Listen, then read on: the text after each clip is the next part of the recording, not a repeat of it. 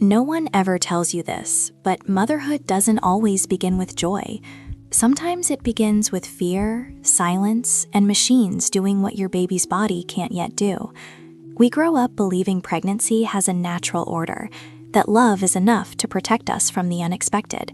But what happens when everything you believed about motherhood is challenged in a single night? What happens when waiting becomes the hardest part? Inside the NICU, time obeys different rules. Days feel endless, hope feels fragile, and faith is tested in ways no book ever prepared you for. This isn't just a story about a premature baby. It's about resilience, surrender, and learning to breathe when your heart is constantly tight. It's about discovering strength you didn't know you had while standing in a place you never imagined entering.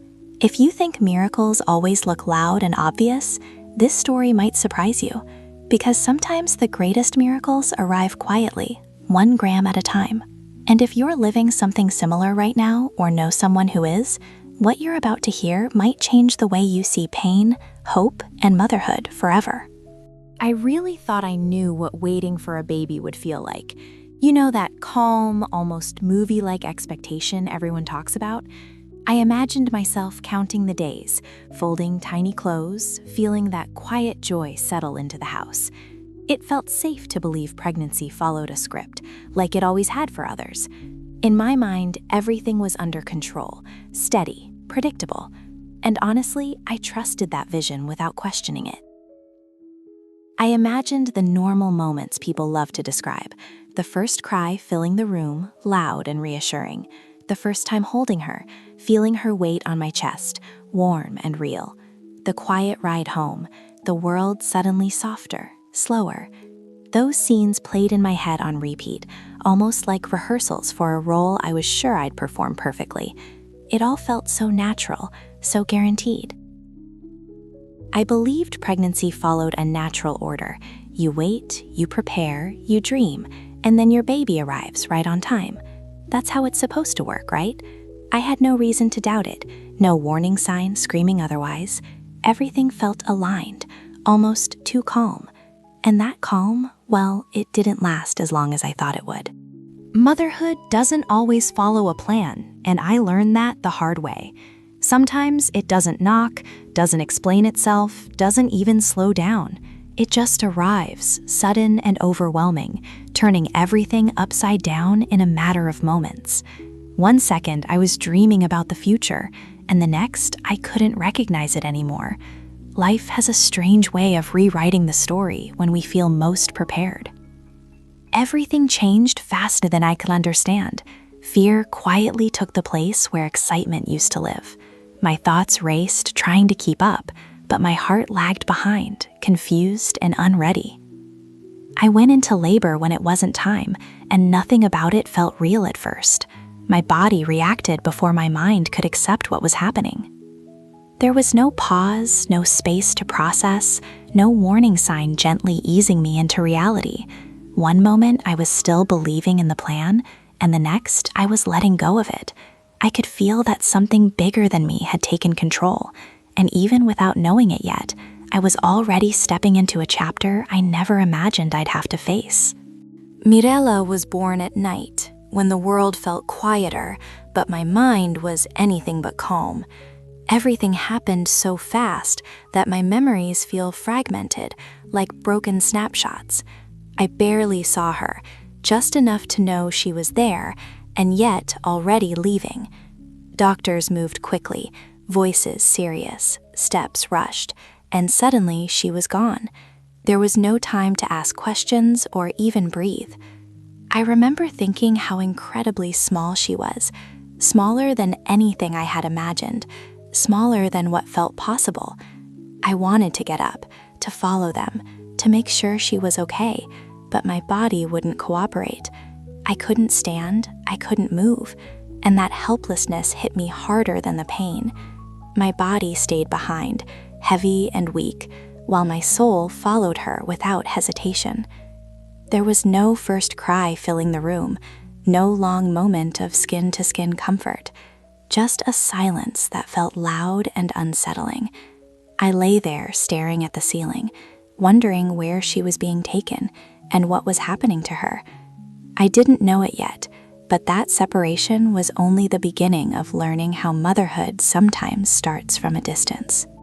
While I remained in bed, trying to recover, my husband became my eyes and my bridge to her. He went to see our daughter, walking into a world I wasn't ready to face yet. When he came back, he carried his phone like something sacred, filled with photos and short videos. That was how I met my daughter for the first time, not in my arms, but through a screen. I stared at that tiny face, barely moving, barely visible. Only her face was uncovered, everything else hidden under blankets, tubes, and wires. Machines were already doing the work her body couldn't do on its own. It felt unreal, like I was looking at someone else's life, not mine. And yet, every blink, every breath she took felt deeply personal. I watched those videos over and over, memorizing her features, trying to feel close despite the distance. That screen became my comfort and my torture at the same time. I loved her instantly, fiercely, even though I hadn't touched her yet. And with each replay, my desire to see her in person grew stronger, pulling me toward a place I didn't yet understand. The next morning, I finally walked into the NICU, even though my legs felt unsure and my heart was racing. The doors opened and the sound hit me first. Machines everywhere, alarms, monitors, constant beeping filling the air. It wasn't loud in a normal way, but it was overwhelming, like the room was always on alert. I realized right then that this place never really sleeps. I looked around and saw so many babies, all so small and fragile, tiny bodies fighting battles no one should fight so early in life. This was nothing like I had imagined for newborns, nothing close to the peaceful nursery scenes people love to share. Every incubator carried a story, and every story felt heavy. I could feel my chest tighten with each step forward.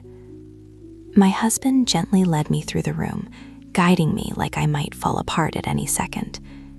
He stopped in front of an incubator and looked at me with that silent expression that says everything at once. I knew, before even seeing her, that we had arrived. And in that moment, I understood that I was about to face something that would change me forever. When I finally saw her, my heart tightened in a way I had never felt before. She was the smallest baby in the room, so fragile it almost didn't seem real.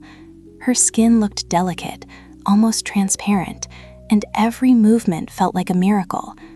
I stood there, frozen, afraid that even breathing too close might hurt her. Love hit me instantly, mixed with fear in equal measure. All I wanted was to touch her, to feel her warmth, to kiss her tiny head. I wanted to tell her she was safe, that I was there, that she wasn't alone. But I couldn't do any of that. The incubator stood between us like an invisible wall, reminding me that love doesn't always come with permission to act, and that limitation hurt more than I expected. That was the moment I learned something no one warns you about. Loving your child can hurt deeply, physically and emotionally. It can feel powerless and overwhelming at the same time. I didn't know it yet, but that pain was about to teach me lessons I never imagined learning. After that moment, I needed answers. My heart couldn't rest without understanding what was happening to my daughter. I felt lost in that room full of machines, surrounded by words and procedures I didn't yet understand. So I gathered what little strength I had and went looking for a doctor. I told myself I was ready to hear the truth, even though deep down I knew I wasn't. I asked questions with a shaky voice, trying to sound stronger than I felt. I needed clarity, something solid to hold on to in the middle of all that uncertainty. The doctor listened carefully, his expression serious but gentle. That look alone told me this conversation was going to change everything, and suddenly the air felt heavier. I stood there waiting, holding my breath, hoping for reassurance, but instead I sensed that then my reality was about to be redefined. I wasn't prepared for what the doctor said next. He explained that she was an extremely premature baby, born at just 24 weeks. Hearing that number felt unreal, like time itself had betrayed us.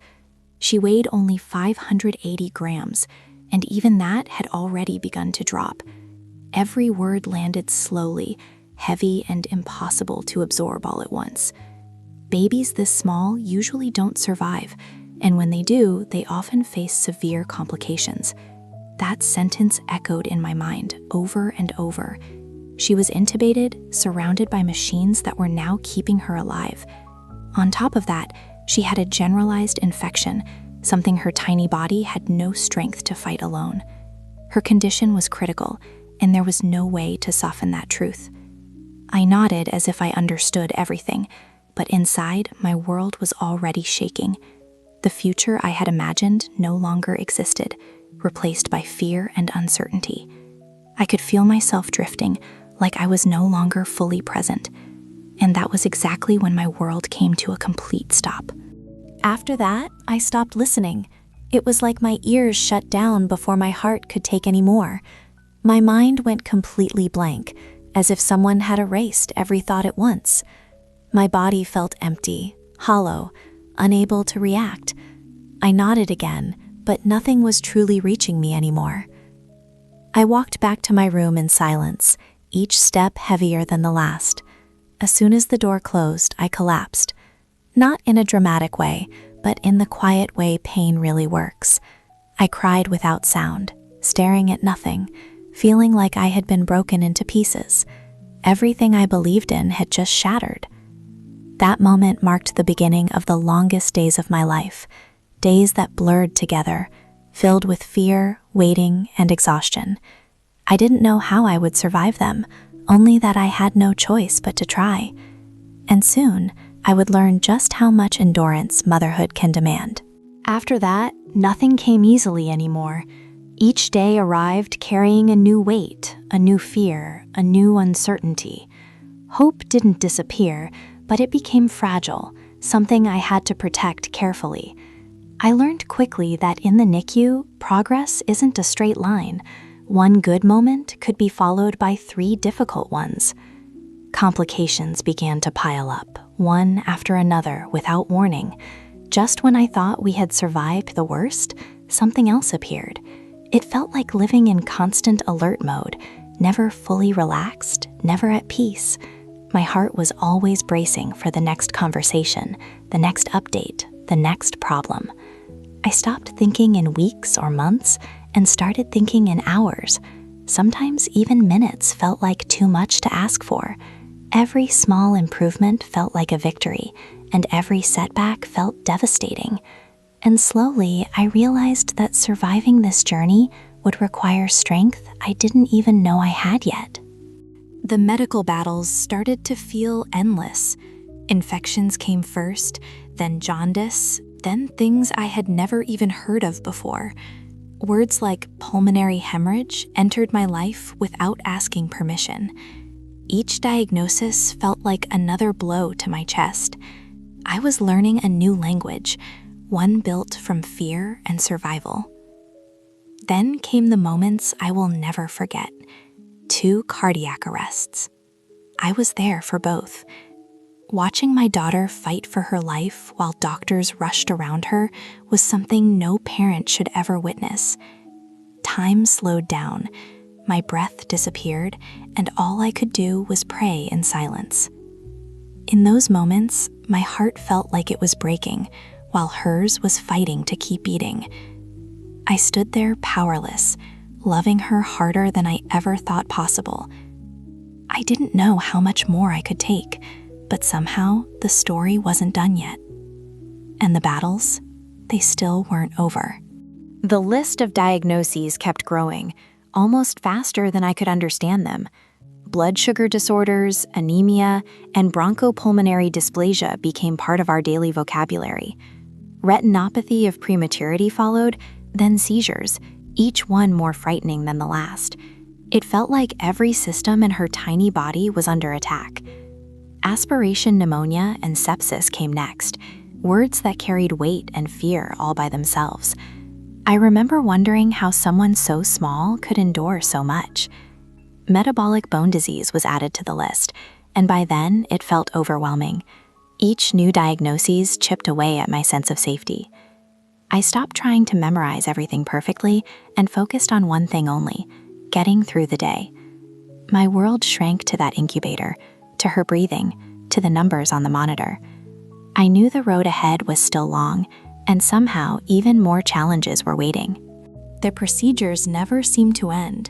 There were many blood transfusions, each one bringing a mix of relief and fear. I learned to watch the process silently, holding my breath, hoping her tiny body would respond well. Nothing felt simple or routine, even when the staff said it was. For me, every procedure carried emotional weight. There were many failed attempts to remove oxygen, moments filled with hope that quickly turned into disappointment.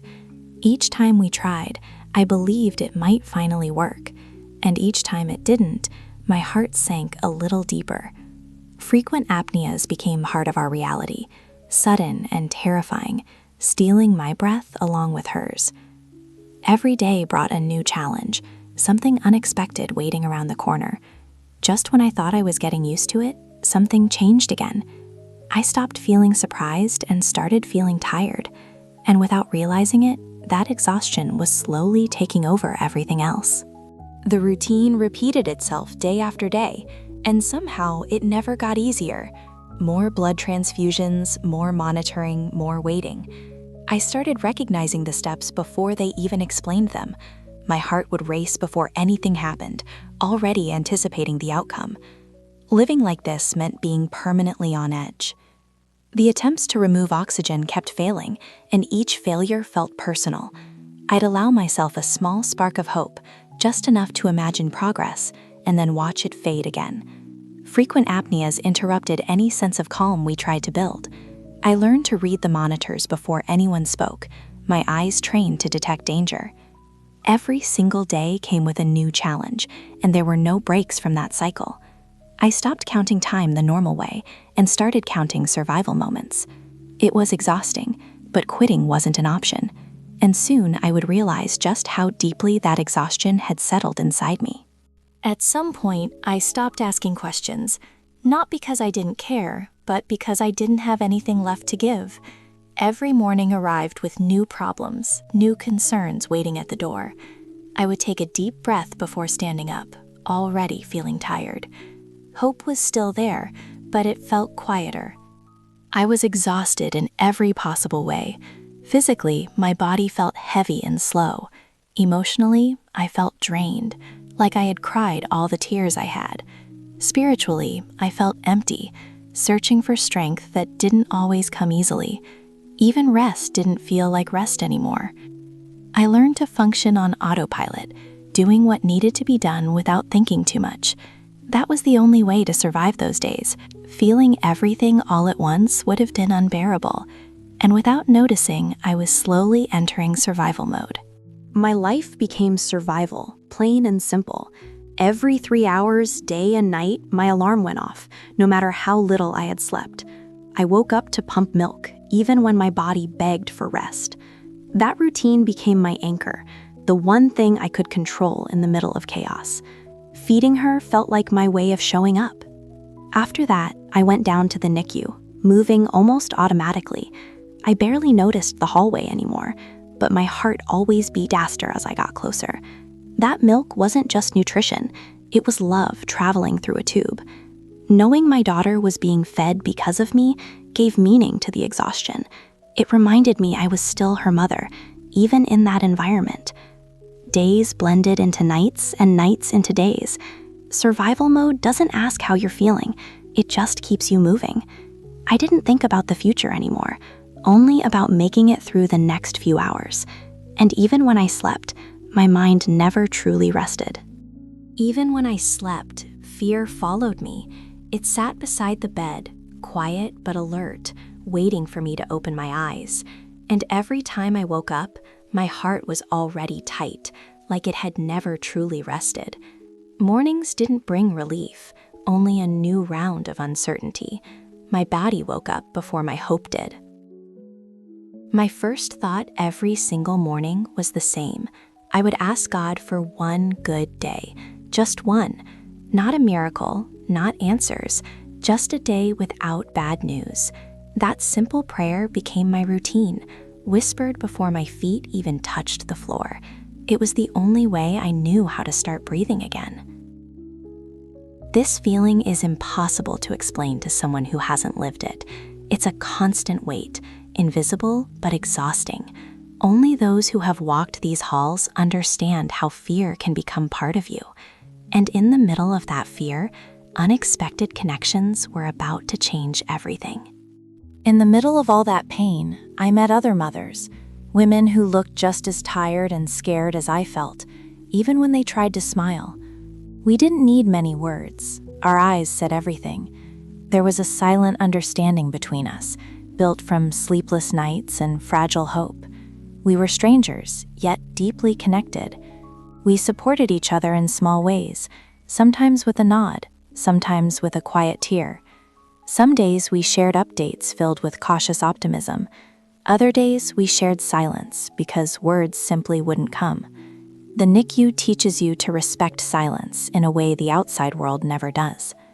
Some babies didn't survive, and those moments changed the room instantly. When one mother cried, we all cried. Her pain became our pain, heavy and collective.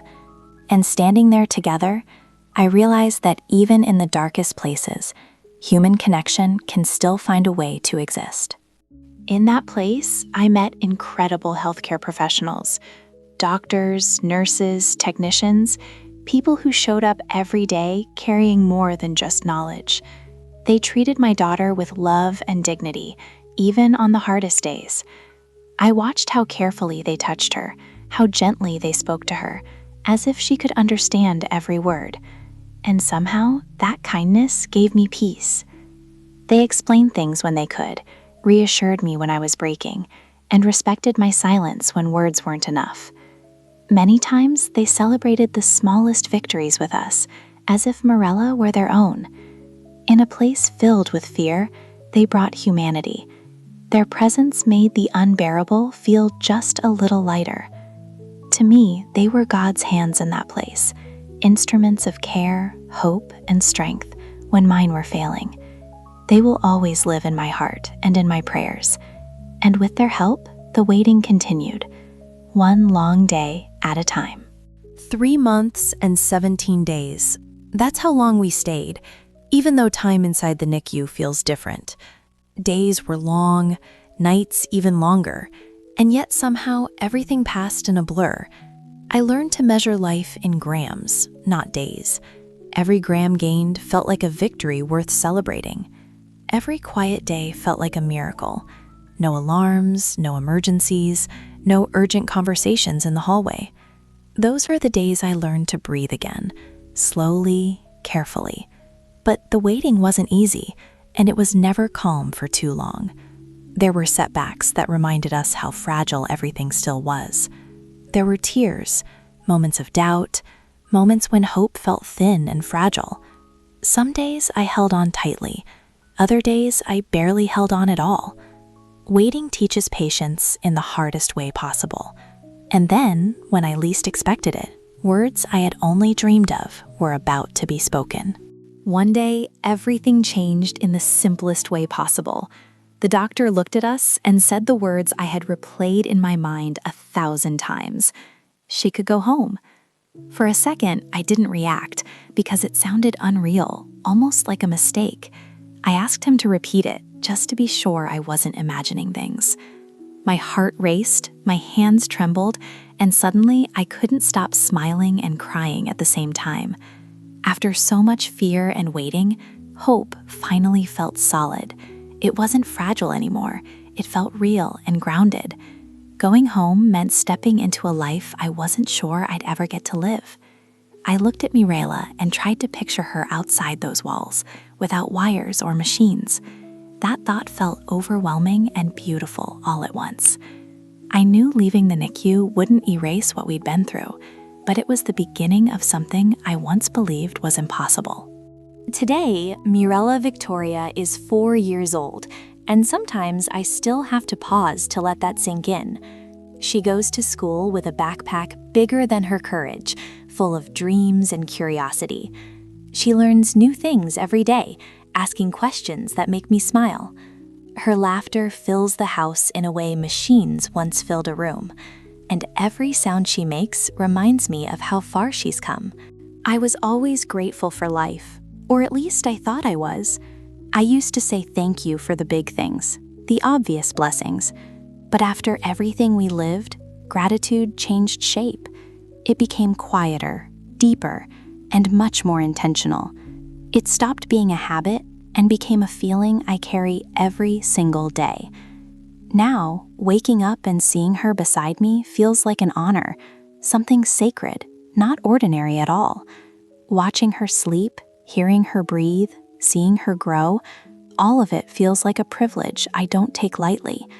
It's not just happiness, it's awareness. Awareness that this life was never guaranteed. I witnessed a miracle up close, in real time, through pain and waiting. That kind of experience reshapes your heart forever. Gratitude is no longer about what I have, but about what almost slipped away. And with that realization, a quiet responsibility was born inside me. If you are going through this right now, I want you to know something important. You are not weak for feeling tired, scared, or overwhelmed. This path is heavy, and no one truly understands it until they're walking it.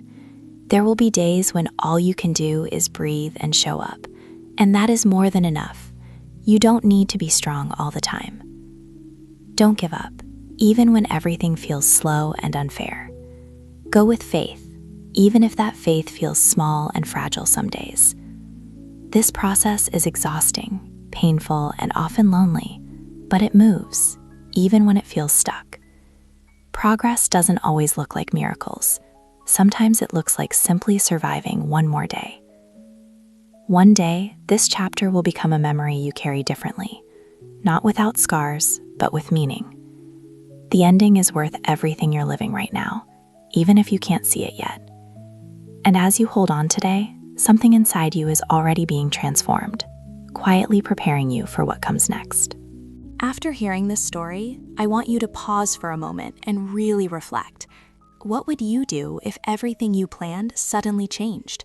Where would you look for strength when waiting becomes painful and answers don't come easily? Stories like this aren't just meant to be heard, they're meant to be felt and applied. Because resilience isn't something you're born with, it's something you build in the moments you think you won't survive. If you're walking through a hard season right now, ask yourself, what is one small step you can take today? One act of faith, one moment of presence, one choice to keep going. And if you've already lived through something like this, how has it shaped the way you see life, gratitude, and strength? Your experience matters more than you realize, and sharing it might be exactly what someone else needs. So if this story touched you, don't keep it to yourself. Subscribe to the channel, activate notifications, and stay with us as we continue talking about faith, endurance, and real stories from inside the NICU. Because learning from real pain creates real change, and together we can turn survival into purpose.